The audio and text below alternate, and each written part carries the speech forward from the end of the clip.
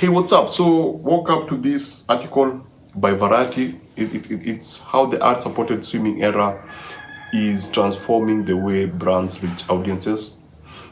Amazon, man, Amazon and ads. So, Amazon sells products, and so I think it's appropriate for them to have ads on their streaming service. But I believe that they have a free, but supported by ad streaming, whatever service, which is a good thing as long as it doesn't cross over to premium content whereby you're paying in order to actually watch ads, which doesn't make sense for me. I mean, this ad thing, but if I'm paying for you on streaming and you're still showing me ads, that's a problem.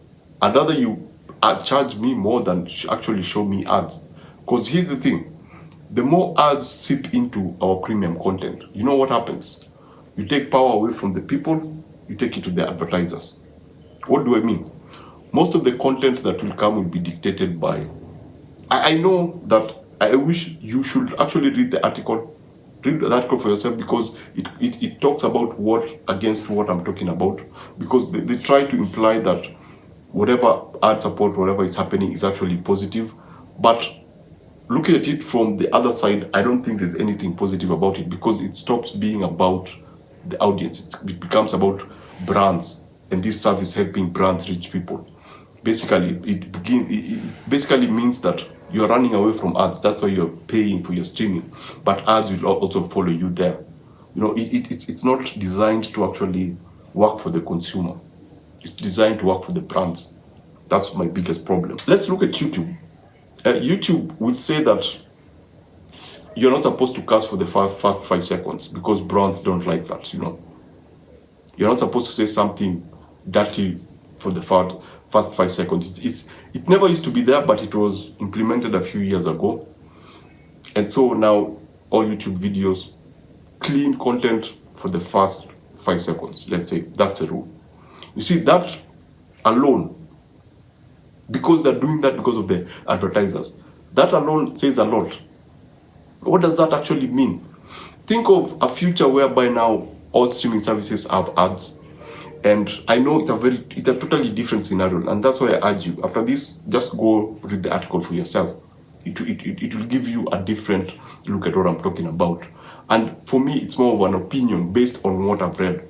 Now, because if you look at maybe the year 2030, ads are everywhere on your streaming services. You're paying to actually watch an ad. And by then, all physical copies are dead because that's what they actually want. Now with all physical copies gone, suddenly an ad company goes like, you know what? We don't like machines. Your machines trigger people.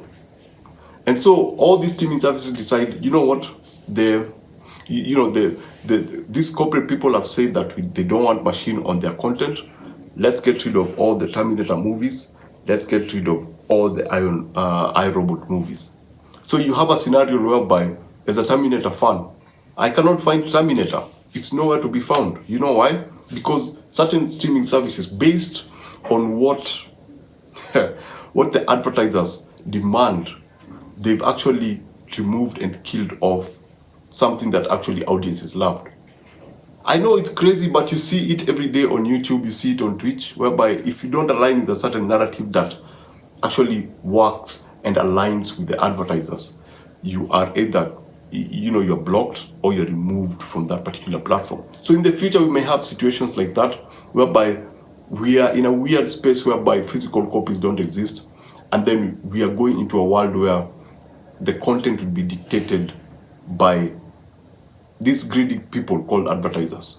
I'm sorry, I'm just calling them out because it's just pumping stuff on. It's literally pushing consumerism. I have nothing wrong with consumerism. Some ads actually work. It will be literally going on a.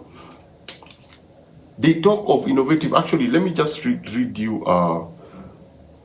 Let me just read you a. Let me read you a paragraph from that article.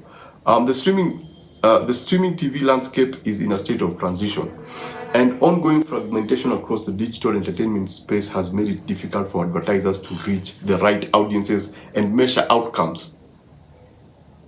As the first model expands and subscription services switch to being supported by ads, there are new opportunities opening for brands to reach audiences via imaginative storytelling, new interactive ads format, and innovative ways to engage consumers through premium entertainment. The idea of premium entertainment is for you to stay away from ads. Premium entertainment is actually watching whatever you're watching without an ad. How can an ad coexist with premium entertainment? That doesn't really happen. Even when you hear of premium YouTube, you go there because you don't want to watch ads. I don't understand what these people are doing. And again, the emphasis is on the advertisers, the brands reaching the emphasis on the brands reaching the consumer. The streaming services soon will look like, you will look like Chrome on a normal day. When you click a website, there are ads everywhere. You click something, there's an ad, a full page ad. The privacy is basically dead. I know companies are pushing for privacy. Everywhere you see, even Facebook now is thinking of pushing for more privacy. But the moment that this becomes a thing, home entertainment has now ads, then privacy will be dead, because now more companies will be looking to harvest your data so that they can know what you do at home, so that they can push more ads directly to you. Yeah, so this ad thing, I know it may work for some people, but for me it doesn't really work, because there are even other, if you are even to look at it from the kind of content that you'll be getting, there's a very high possibility that you'll be getting really poor entertainment. You know why? Because everything is dictated by advertisers. When you're making a movie, you still need to consider advertisers. You need to consider another person, a third wheel. It's not about the consumer anymore. It's about, we're making this movie for the consumer, but what did the advertising people say? What do they not want to see? What do they want to see? Is it that if we have color red, let's say the advertisers go like, we don't like teal and blue. So each movie that is being made will not have teal and blue. Why? Because, and I might be an artist who loves teal and blue. Most people may be big fans of teal and blue. But then because the advertisers say that they don't want to see teal and blue, then you don't see teal and blue. So we are going to a very weird space. I'm anti-advertisers on streaming services, because they will dictate what we see. And that's what we want. Plus, this is literally taking power away from the people in terms of entertainment. I mean, they're already successful in doing that with the physical media, and now they're going in now to just bombard you with ads and control the kind of content that you actually get.